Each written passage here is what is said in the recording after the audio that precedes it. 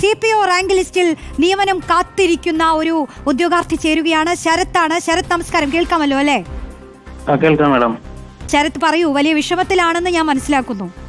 തീർച്ചയായും മാഡം, നമ്മള് ലിസ്റ്റ് വന്ന് അന്ന് തൊട്ട് നമ്മൾ കയറി ഇറങ്ങി നടക്കും. ഇപ്പം മാഡത്തിന് നിങ്ങൾക്ക് അറിയുമെന്ന് അറിയത്തില്ല, ഒരു ലിസ്റ്റ് വന്ന് 8ാം മാസമാണ് നമുക്ക് ഫസ്റ്റ് വേക്കൻസി. അതായത് തിരുവനന്തപുരത്ത് പോലുള്ള ബറ്റാലിയനാണെങ്കിൽ 164 വേക്കൻസി, എറണാകുളത്തിന് 191 വേക്കൻസി, അങ്ങനെ വളരെ ചുരുക്കം വേക്കൻസികളാണ് അവർ ആദ്യം റിപ്പോർട്ട് ചെയ്യുക. അതും ഒരു റാങ്ക് ലിസ്റ്റിന് വേണ്ടി നമ്മൾ പഠിക്കുക എന്ന് പറഞ്ഞാൽ 2-2.5 വർഷം ഇരുന്നാണ് IPC, CRPC, എവിഡൻസ് ആക്ട് അങ്ങനത്തുള്ള കൊടൂരമായിട്ടുള്ള ഈ സെക്ഷൻസ് ഒക്കെ പഠിച്ചിട്ടാണ് നമ്മൾ റാങ്ക് ലിസ്റ്റിനകത്ത് വീഴുന്നത്. ആ റാങ്ക് ലിസ്റ്റിനകത്ത് വീണ് ഫിസിക്കലും പാസ്സായി എല്ലാം കഴിഞ്ഞിട്ടാണ് നമ്മൾ റാങ്ക് ലിസ്റ്റ് നിൽക്കുന്നത്. അപ്പൊ അത്രയും ഒരു ഹാർഡ് വർക്ക് ചെയ്ത് നമ്മൾ ആ ലിസ്റ്റ് വീണ് ഇതെല്ലാം പഠിച്ചിട്ടും നമുക്ക് കിട്ടുന്ന വേക്കൻസി 8ാം മാസവും 9ാം മാസവും 100 വേക്കൻസി, 125 വേക്കൻസി.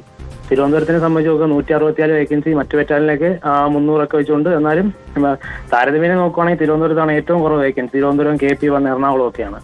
അപ്പൊ നമ്മള് അന്ന് തൊട്ട് കയറി ഇറങ്ങി നടക്കുവാണ്. ഓരോ അതായത് പാർട്ടി പ്രവർത്തനത്തിലുള്ള രീതി അന്ന് തൊട്ടേ പാർട്ടി പ്രവർത്തിക്കുന്നതായതുകൊണ്ടും സജീവമായിട്ട് ഇടപെട്ടാണ് നമ്മൾ എന്നും ഇടപെടുന്നുണ്ട്. അപ്പൊ നമുക്ക് തരാം എന്ന് പറയുന്നതല്ല, RTI പ്രകാരം തന്നെ നമുക്ക് KCP ട്രാൻസ്ഫർ. മാഡം, തിരുവനന്തപുരത്ത് തന്നെ നിങ്ങൾക്ക് അറിയാവുന്നതാണ്, അവിടെയുള്ള ഏതൊരു പോലീസുകാരോട് ചോദിച്ചാൽ തന്നെ അറിയാം അവിടെ ആളുകളില്ല. അതായത് അവര് 24-28 മണിക്കൂറാണ് തുടർച്ചയായി ജോലി ചെയ്യുന്നത്. ഇപ്പൊ തന്നെ ഒരു ചാനലിൽ തന്നെ ഒരു ദിവസം പോലീസിന്റെ ഒരു പ്രശ്നം പറയാത്ത ഒരു ദിവസം ഇല്ല. അതാണ് അത്രയ്ക്ക് ഭീകരമായിട്ടാണ് ഇങ്ങനെ ആളില്ലാതാവുമ്പോഴും അതിൽ നിയമനങ്ങൾ നടക്കണ്ടേ എന്നുള്ളതാണ് ചോദ്യം. ഞങ്ങൾ സർക്കാരിന് മുന്നിൽ വെക്കുന്ന ചോദ്യവും ഇത് തന്നെയാണ്. ഈ ഉദ്യോഗാർത്ഥികളെല്ലാം ചോദിച്ചുകൊണ്ടിരിക്കുന്ന ചോദ്യം ഇവരൊക്കെ ഇനി എന്ത് ചെയ്യണമെന്നുള്ളതാണ്. ദിവസങ്ങളെ ബാക്കിയുള്ളൂ.